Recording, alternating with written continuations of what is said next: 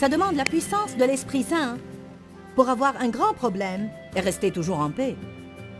Et alors, vous dominez le diable. Quand il vient contre vous avec tout ce qu'il a et vous ne flanchez pas, vous restez stable. Restez avec nous dans Jouissez de votre vie.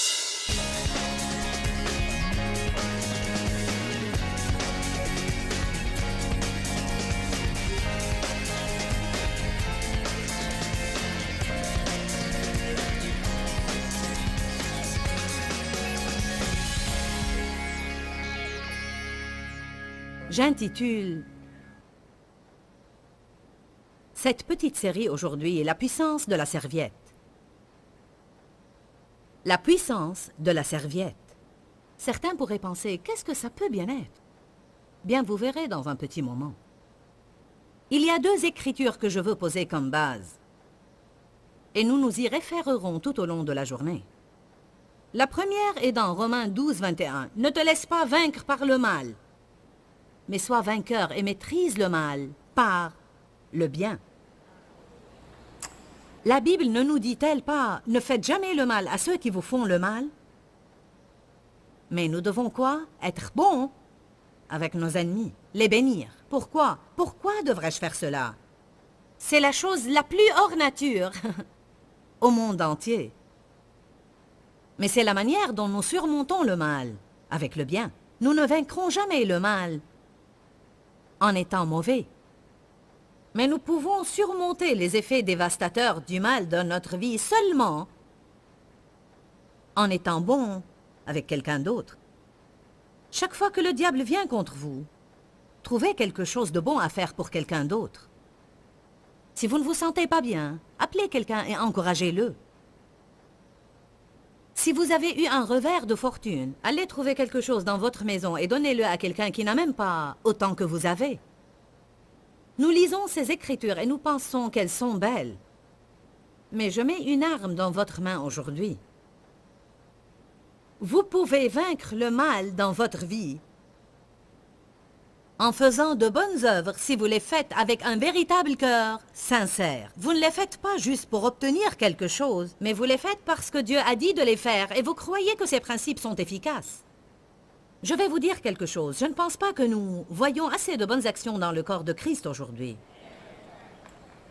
Si nous ne faisons pas attention, nous allons découvrir que nous avons engendré une génération d'égoïstes, d'égocentriques, de centrés sur le moi et de narcisses. Comment je peux obtenir ma percée et mon miracle?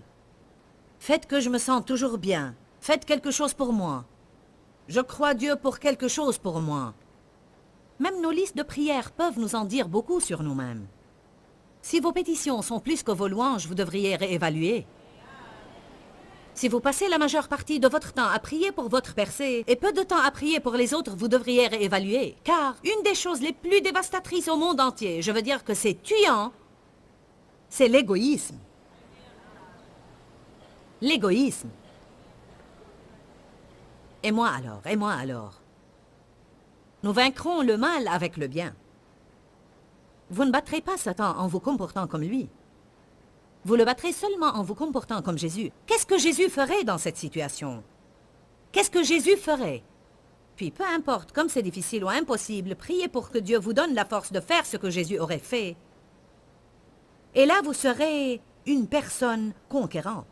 Parlons de la façon d'avoir la véritable puissance spirituelle et de marcher vraiment dans la véritable autorité spirituelle. Acte 10, 38. Certains pourraient penser, j'en suis pas venu ici pour découvrir comment être bon avec quelqu'un d'autre, mais pour découvrir comment obtenir les bénédictions dans ma vie. Bien, vous ne comprenez pas que c'est exactement ce que je vous dis. Je suis en train de vous dire comment obtenir et libérer des bénédictions dans votre vie. Mais comme beaucoup de choses dans la Bible, elles viennent d'une manière un petit peu différente de celle à laquelle vous vous attendiez. Acte 10, 38. Vous savez comment Dieu a oint Jésus de Nazareth, de l'Esprit Saint et de puissance. Nous voyons ici le Fils de Dieu qui a été oint de l'Esprit Saint et de puissance. Et qu'est-ce qu'il a fait avec cette puissante onction? Il est allé partout en faisant le bien. Et en particulier, en guérissant tous ceux qui ont été opprimés par le diable. Je crois qu'en premier lieu, avant toute autre chose, nous sommes moins par Dieu pour faire le bien aux autres personnes. Je vais vous demander d'examiner votre vie au cours de cette journée et d'être vraiment honnête avec vous-même. Qui d'entre vous est disposé à être vraiment honnête avec lui-même? Je veux que vous oubliez ce que les autres vous ont fait. Je veux que vous oubliez complètement tout ce que les autres ne font pas pour vous. Je veux que vous oubliez ce que Dieu ne fait pas pour vous. Je veux que vous oubliez ce que le diable vous a fait. Et je veux que vous vous concentriez sur une chose. Qu'est-ce que je suis en train de faire pour les autres? Est-ce que je fais vraiment une différence dans la vie de quelqu'un d'autre? C'est une grande question.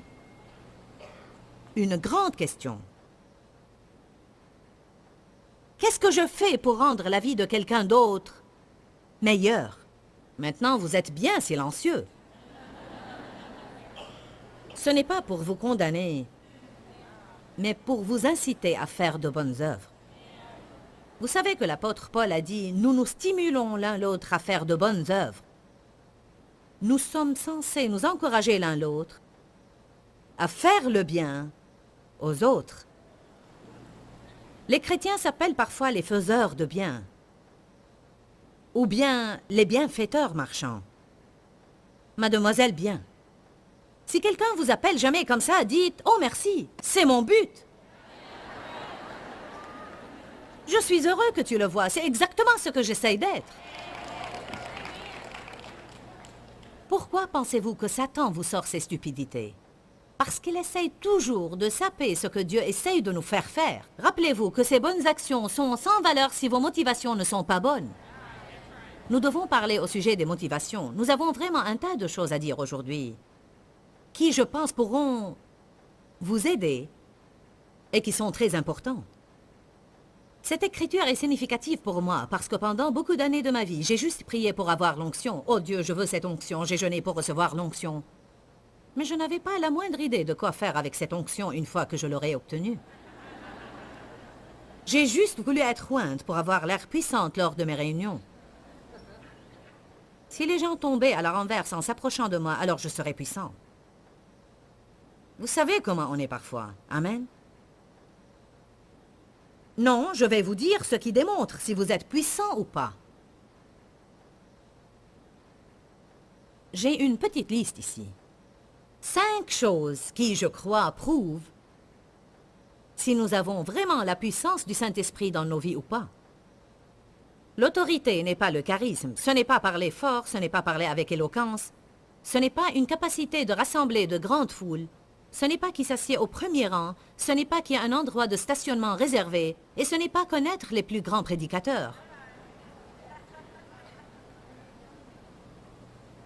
Mais c'est plutôt ces 5 choses, je crois. Si vous avez la puissance, alors les vies des personnes changeront pour le mieux partout où vous irez. Vous n'avez pas à être des prédicateurs pour que cela se produise. Vos prières seront entendues. Si vous avez la véritable autorité spirituelle, vous allez voir que quand vous priez, quelque chose se produit. Non seulement quand vous priez pour vous-même, mais particulièrement quand vous priez pour les autres. Vous allez voir des choses se produire dans leur vie. C'est tellement amusant de prier pour des personnes et puis les entendre vous dire « Tu ne vas pas croire ce que Dieu a fait !»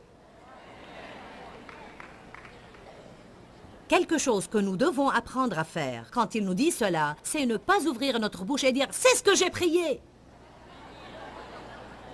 C'est difficile de ne pas faire cela, n'est-ce pas?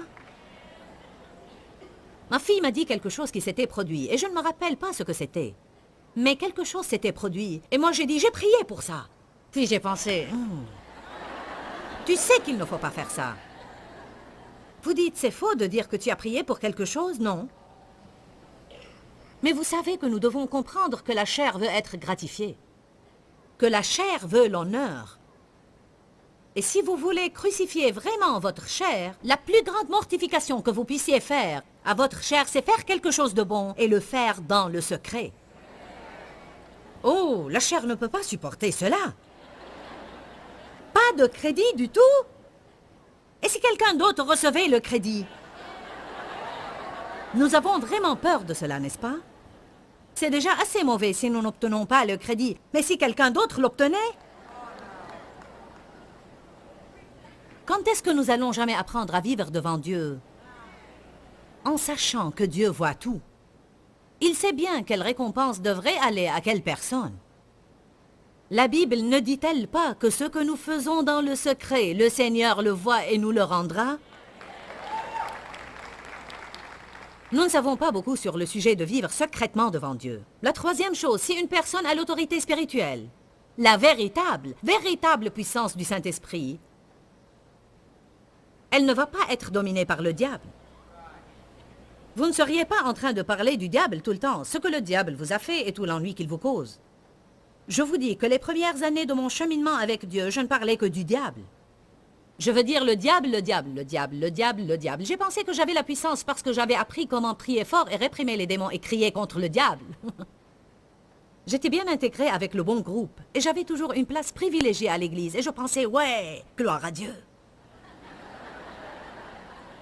Je sais qu'aucun de vous n'est passé par n'importe quoi de pareil. Je vais vous raconter ma triste histoire.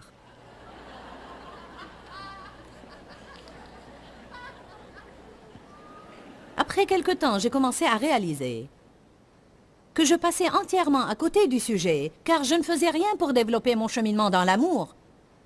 Je ne faisais rien pour développer le fruit de l'esprit dans ma vie. Ah, j'étais bien intéressée par les dons de l'esprit. Mais je n'avais pas étudié sur le fruit de l'esprit. La Bible dit, tu le reconnaîtras par leurs fruits. Je n'avais pas autorité sur le diable simplement parce que je pouvais crier. Le diable continuait à me harceler et il volait ma joie et il volait ma paix tout le temps. J'étais sous la condamnation la plupart du temps.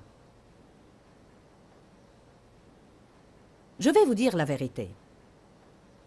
Je n'entends pas ce que je vais dire d'aucune manière hautaine. Dieu connaît mon cœur. Mais j'ai vraiment, rarement, quelque chose à dire au sujet du diable maintenant. Je veux dire, dans mon enseignement, je dis aux gens qu'ils ont autorité sur Satan, mais je ne m'occupe pas de lui toute la journée. J'ai une relation avec Jésus.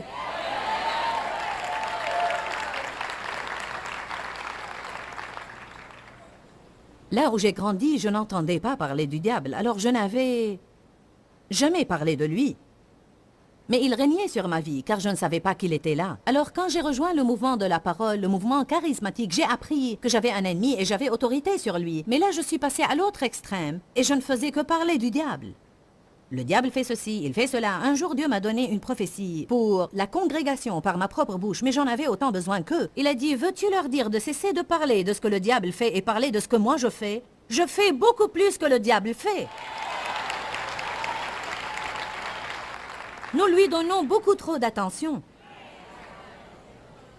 Le diable a volé ma joie. Ne le laisse pas la voir. Il ne peut voler votre joie que si votre joie est mal placée. La seule fois où le diable peut voler notre joie est si notre joie est rattachée à quelque chose de matériel qu'il peut manipuler à sa guise. Si ma joie vient de Christ, il ne peut rien faire à ce sujet parce qu'il ne peut pas arriver à Jésus-Christ.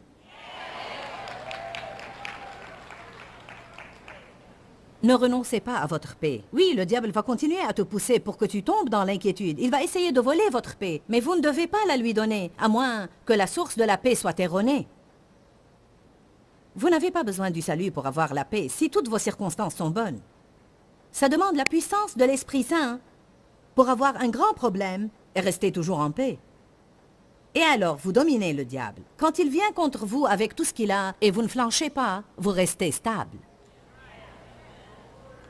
Qui habite l'endroit secret du Dieu très haut, se place à l'abri et passe la nuit à l'ombre du Tout-Puissant, contre qui aucun ennemi ne peut se dresser. Quand vous trouvez cet endroit en Dieu, là où quoi qu'il se passe, vous restez stable, alors vous avez l'autorité spirituelle. Nous parlons de ce qu'est la véritable autorité spirituelle aujourd'hui. Ce n'est pas le fait de crier et hurler. Avoir cette grande réunion ici ne démontre pas que j'ai l'autorité spirituelle. Mais vos vies changées, si. Amen. Quand je mûris pour en arriver au point où je suis plus ou moins la même tout le temps, et je ne suis pas ballottée par mes circonstances, prouve l'autorité spirituelle, parce qu'il faut la puissance de l'Esprit Saint pour pouvoir rester stable dans ce monde instable dans lequel nous vivons. Allez maintenant. L'autorité spirituelle est prouvée par la capacité de marcher dans le fruit de l'Esprit, et spécialement l'amour, et nous allons parler de cela aujourd'hui.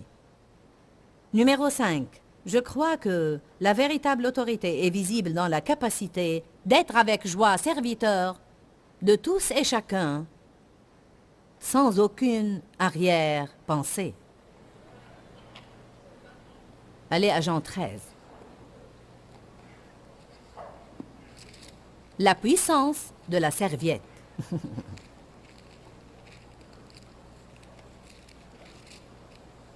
Verset 1. Maintenant, avant que la fête de la Pâque n'ait commencé, Jésus, sachant et se rendant entièrement compte que son heure était venue de passer de ce monde et de retourner vers le Père, ayant aimé les siens qui étaient dans le monde, il les aima jusqu'à la fin et au degré le plus élevé. Nous sommes sur le point de voir un des degrés les plus élevés d'amour. Ainsi, au cours du repas, alors que le diable avait déjà mis au cœur de Judas Iscariote, fils de Simon, le dessein de livrer Jésus, sachant et se rendant entièrement compte que le Père lui avait tout remis entre les mains. C'est un point important, parce que ce qu'il dit ici est que Jésus savait qu'il n'avait pas besoin de faire ce qu'il s'apprêtait à faire. Parce qu'il avait toute autorité et toute puissance entre ses mains. Il n'avait pas à aller à la croix, mais il l'a fait. Il y a une différence entre être un esclave, si quelqu'un essaye de faire de vous un esclave, et être un esclave de loyauté, ce que tu fais de tout cœur par amour.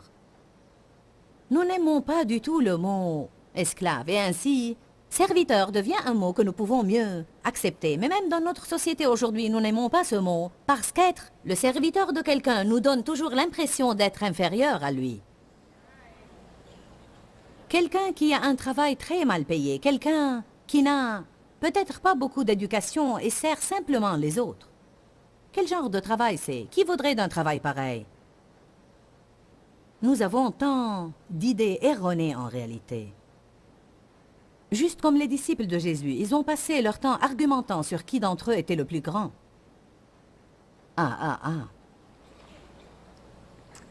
C'est important de comprendre ceci. Jésus, sachant que tout avait été remis entre ses mains, il savait qu'il n'avait pas à le faire. Je peux vous dire que vous n'avez pas besoin de faire ce que je vais vous suggérer de faire aujourd'hui pour aller au ciel. Vous n'êtes pas obligé. Et ceci nous met dans la même situation où Jésus était. Vous n'êtes pas obligé de faire ce que je vous dis de faire aujourd'hui pour aller au ciel.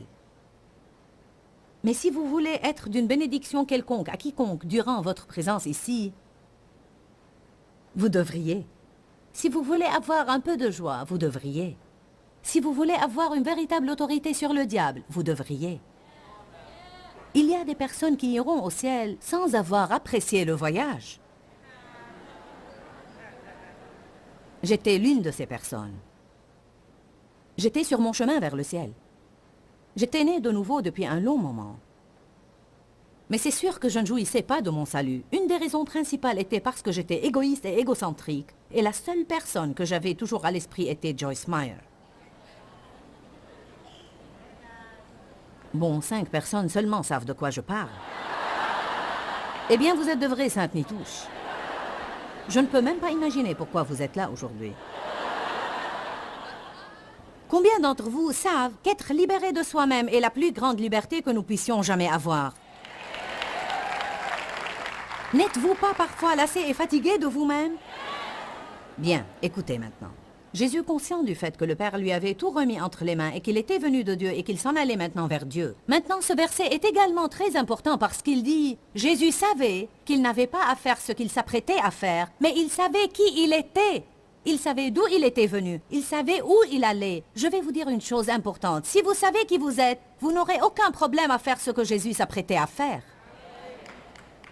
C'est seulement les gens qui sont insécurisés, les gens qui essayent de prouver quelque chose, les gens qui recherchent et désirent une certaine position importante,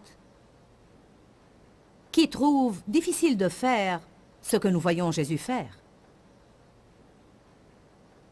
Il s'est levé de table, le verset 4, a déposé son vêtement, a pris la serviette d'un serviteur, l'a attachée autour de sa taille. Je veux que vous voyiez cette image. Je crois que Jésus s'est levé et a fait tout ça sans dire un mot. En fait, je pense qu'il y avait probablement un silence plat dans cette chambre. Parce que vous comprenez que ce que Jésus s'apprêtait à faire, c'était redéfinir la notion de leadership. Les disciples s'étaient disputés pour savoir qui était le plus grand. Ainsi, ils n'étaient pas prêts à se lever et à laver des pieds. Quelqu'un devait laver les pieds parce que c'était une coutume.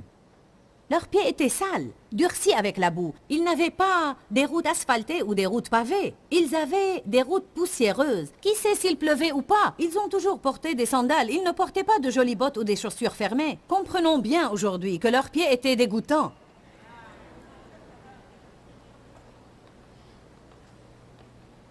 Personne ne s'était déplacé pour laver les pieds, parce qu'après tout, si tu laves des pieds, tu seras considéré comme inférieur dans le groupe et nous essayons de prouver qui est le plus important.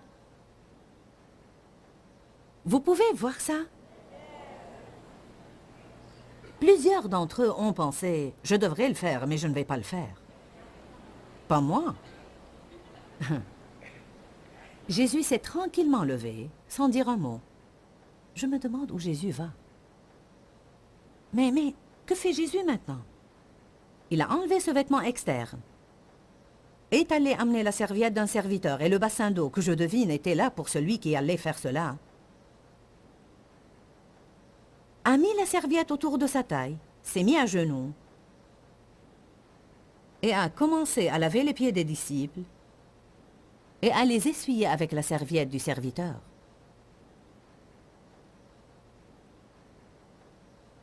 Il vient donc à Simon-Pierre.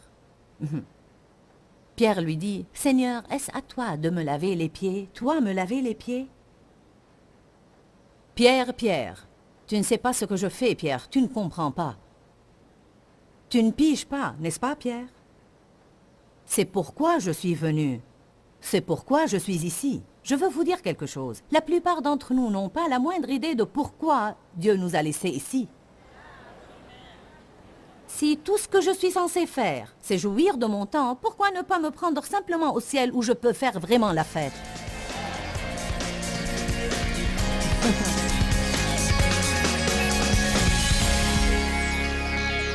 J'espère que vous avez apprécié cet enseignement aujourd'hui sur la puissance d'être un serviteur. Et non seulement j'espère que vous l'avez apprécié, mais je prie aussi que vous l'ayez vraiment pris à cœur. Et je prie que vous ayez reçu un mot au temps opportun dans votre vie par cet enseignement. Pendant des années, quoique j'ai été chrétienne, née de nouveau sur mon chemin vers le ciel, même dans le ministère, j'étais une femme très malheureuse. Et je ne savais pas pourquoi. Je disais, Seigneur, j'ai un bon mariage, j'ai de bons enfants, je suis dans le ministère, je n'ai aucun problème particulier principal. Pourquoi je suis si malheureuse? Je crois qu'il y a des personnes malheureuses qui me regardent en ce moment. Vous me regardez en ce moment. Et vous avez dit au Seigneur exactement comme j'ai dit. Quel est mon problème? Pourquoi est-ce que je suis si malheureuse? Quand j'ai commencé à poser au Seigneur cette question, il m'a montré sur une période de temps que ma tristesse était le fruit de mon égoïsme et mon égocentrisme, et que je devais arrêter de penser à moi et que je devais commencer à aider les autres autour de moi, avec les dons que Dieu m'avait donnés, non seulement avec mon don de prédication, mais également pour exhorter les personnes, être une bénédiction aux gens et faire des choses pour les autres. Dis-leur que je les aime. Dans ce livret, Joyce Meyer donne une révélation de l'amour de Dieu pour nous. Pour obtenir ce livret gratuitement, écrivez-nous à Joyce Meyer, boîte postale 40095-6300, Larnaca, Chypre. Ou bien visitez notre site web www.joycemeyer.org/fr.